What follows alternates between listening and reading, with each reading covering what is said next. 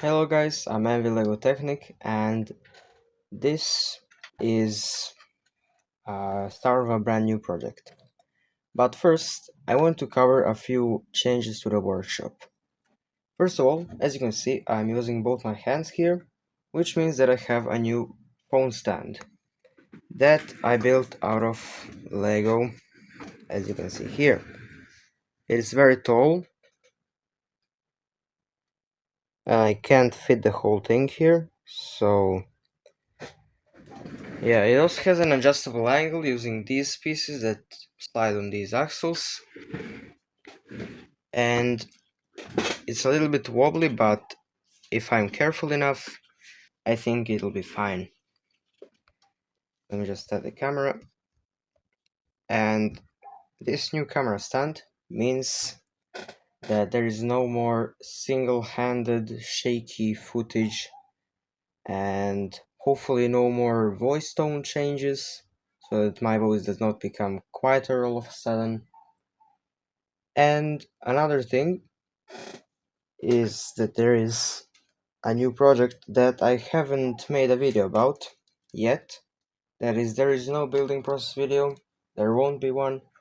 I haven't filmed the building process, but it's a drift wagon and it performs very nicely indoors.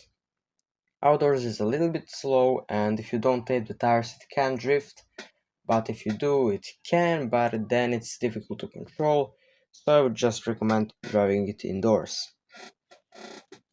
And in other news, there is also a new logo, so to speak, which is also in the new intro of the video, as you have seen. And it kind of looks like alien language until it doesn't. But yeah. Anyways, let's start with this project. It's gonna be a tracked vehicle of sorts, although not your traditional ripsaw tank slash type of tracked vehicle. Instead, there are gonna be 4 tracks, and then the whole thing is gonna be on those 4 tracks, and those 4 will be separated in units of 2, and those tracked units will steer like this, so that there will be no need for articulation or reversing one of the tracks, so the maneuverability will improve greatly. And it will be built on these wheels, and these medium motors, they will serve the purpose of a double boom crane. Now, what exactly is a double boom crane? Basically, you have 2 crane booms with 2 sections, and they're connected with a rod, and on the rod there is a winch. And this is quite handy for picking up stuff like vehicles or containers or stuff like that. A similar thing appeared in the Mech Anthem set of, I think it's 2019, 2018, I'm not exactly sure, but the trailer had a double boom crane. So that's what these medium motors are for, and there will be another one powered up one, and for the steering there will be a powered up large and 2 powered up large motors for the drive. And that's basically the plan for the model so far. So now let's start building.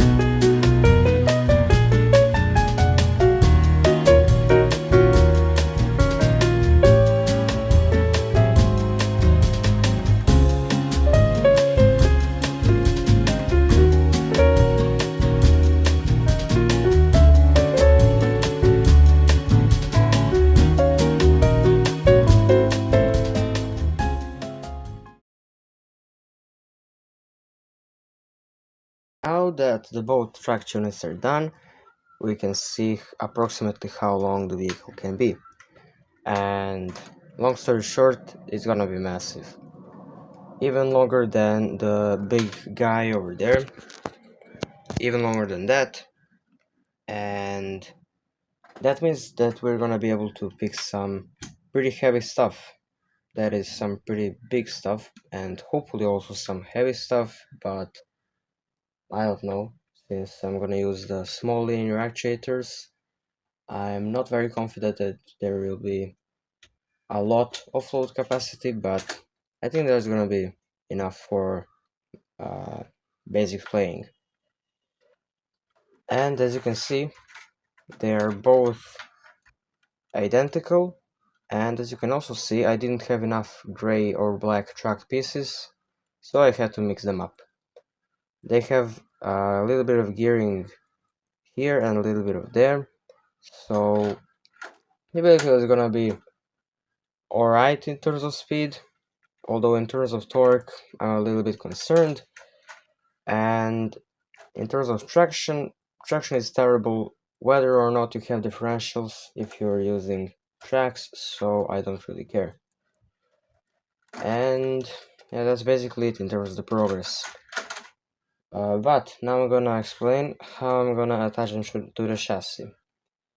So I'm gonna pick up a turntable, a large one with 60 teeth, and then attach it here so that the track can swivel like this on the turntable, and that's gonna be good for all-terrain action. Although I don't think that we'll be able to climb any slopes with this because again, traction problems. But basic off-road should be possible.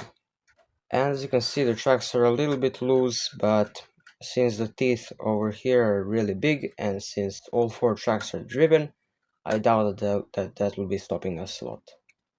And if it does, we can always add some sort of tensioner mechanism or wheels over here or something like that, and the issue will hopefully be solved. Now our task is to make a frame, a simple frame, then attach the steering mechanism, and then the crane. I will keep you updated.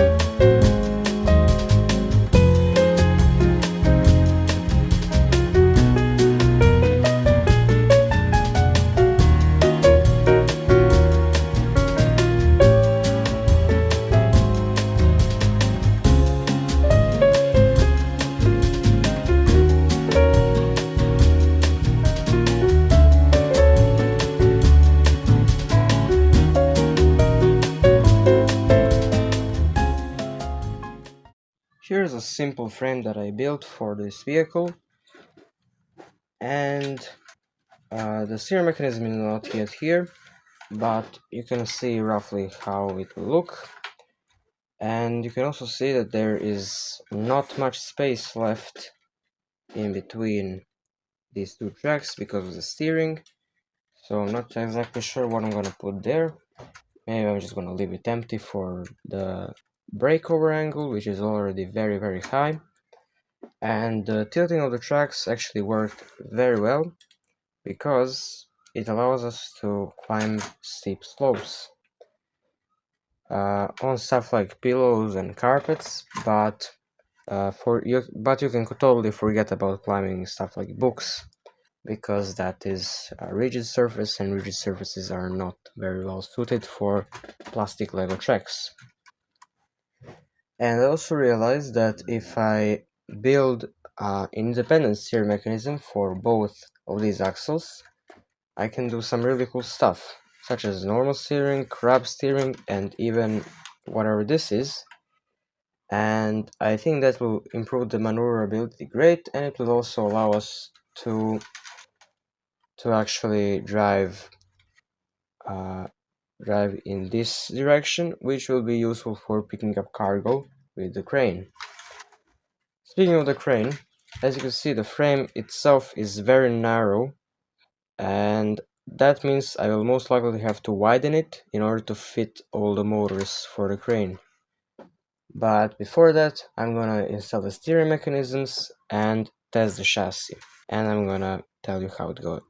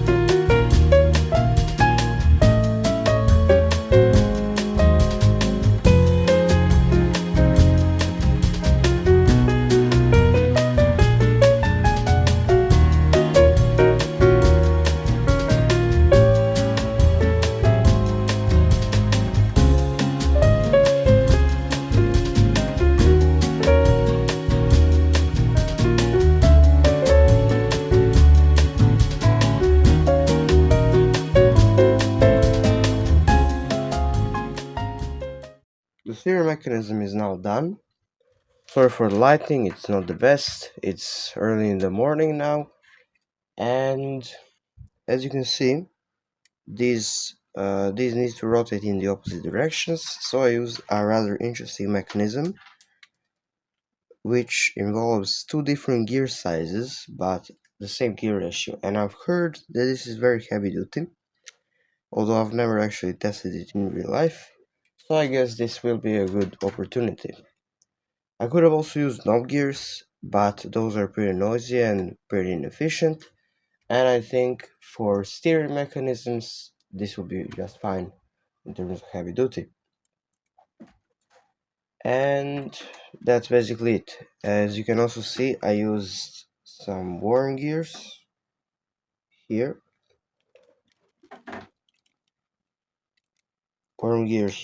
and another one in the front. So the first ratio is 1 to 8, and then there is 20 to 60, that is 1 to 3. So the final steering ratio is pretty big, and there's also this 1 to 2 ratio, which I might replace with something a little bit faster if the steering turns out to be too slow. And as you can also see, the steering is operated by an L motor, because that is the only motor that I had, powered up motor, and that was not going to be used for the boom, because all the other ones are in my other projects. So that is how it turned out for now, and now our task is to install these two guys, which we'll use for the boom. Or I might also install power functions large motors instead. They're just more powerful and they also seem to fit. So we'll see.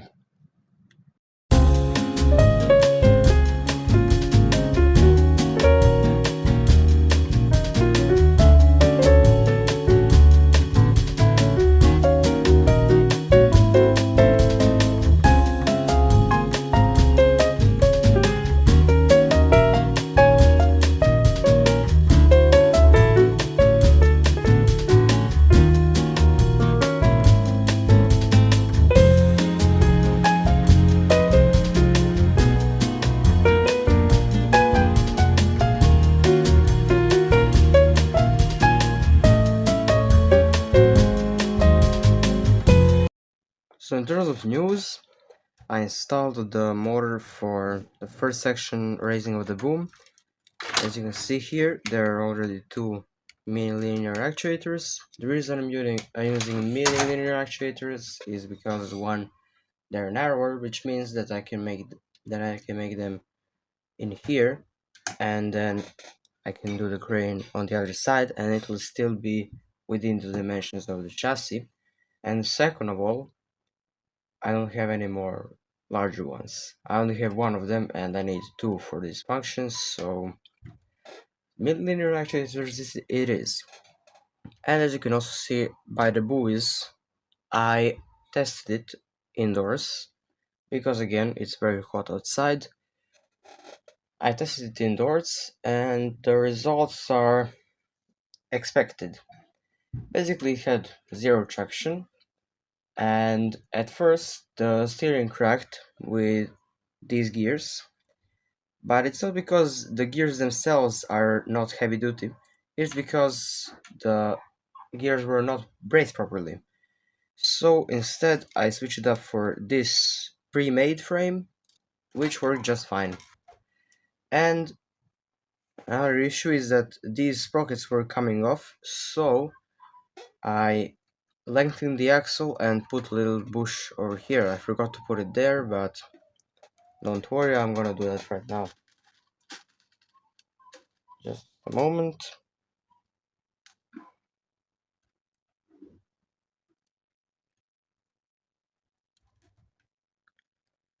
Just like that. So I had an issue with those sprockets coming off, but other than that, there were no issues with the drivetrain itself. It's just that it had no traction. Also, this steering motor struggles just a little bit to steer. We'll see how it performs once the vehicle becomes larger and therefore heavier, and also with load. We'll see how it performs. Hopefully not too bad. And I have also attached the other motor here, and I'm gonna make a little drivetrain that goes over this and then also goes lengthwise, because that will allow me to attach to the second section of the boom, to motorize the second section of the boom using this motor. So that's basically the plan for now. Wish me luck.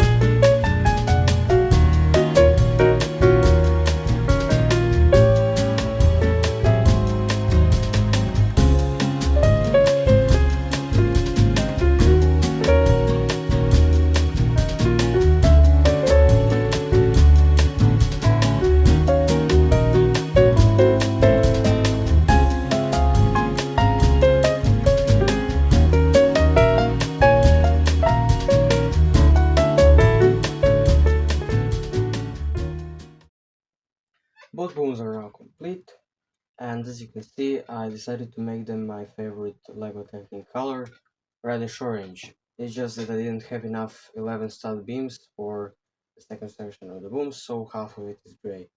It's sad, but oh well. Now I just gotta find a way to motorize these two actuators that operate the second section of the boom, and we can test it. Although I'm not very confident that it will be exactly very heavy duty. For example, I don't think that you'll be able to lift more than one Power Functions battery box, because first of all these are small linear actuators, and second of all the angles are very low, which means that it's gonna be very hard to actually lift anything, much harder than it would be if I were to set them up so that the distance between the pivot point and the actuator was larger, but then the range would not be as good. So I decided to make the compromise. And these lower actuators are already motorized.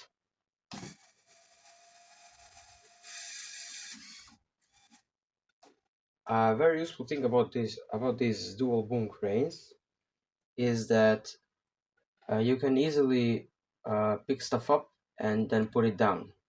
Like for example here, let's say that this is the cargo space that you gotta put something on top of. And here it would be very easy to do this because you can see that you can just adjust this part so that it is directly above the place where you want to drop off your cargo. And I think that is a very useful feature with these cranes.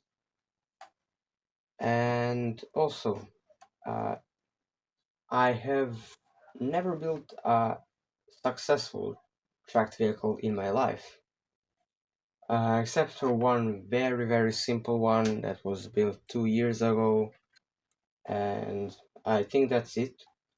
But even that one was very simple, dead simple, and it would not go over terrain, so essentially you could just drive around.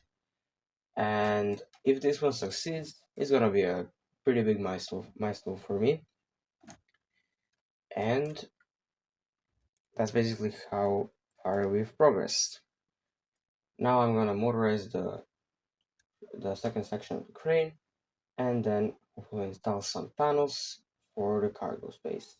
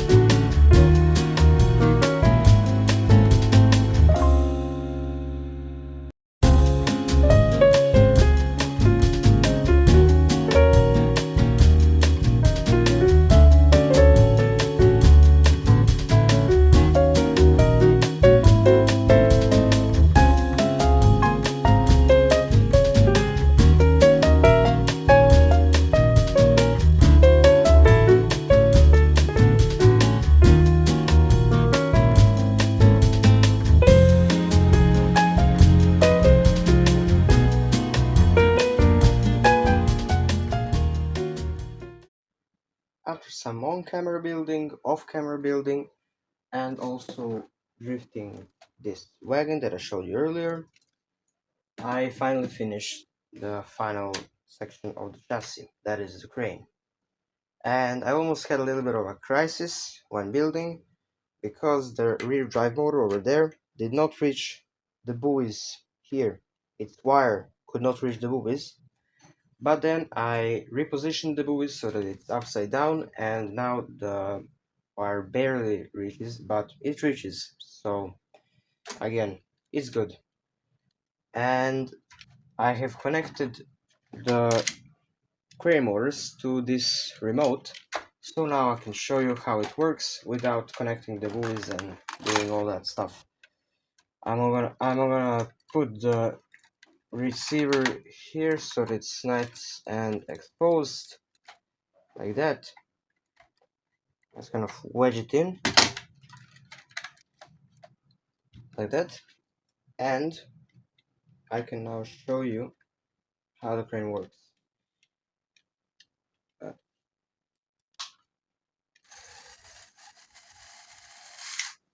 there's a little bit of rattling and squeaking, but that is not that big of an issue.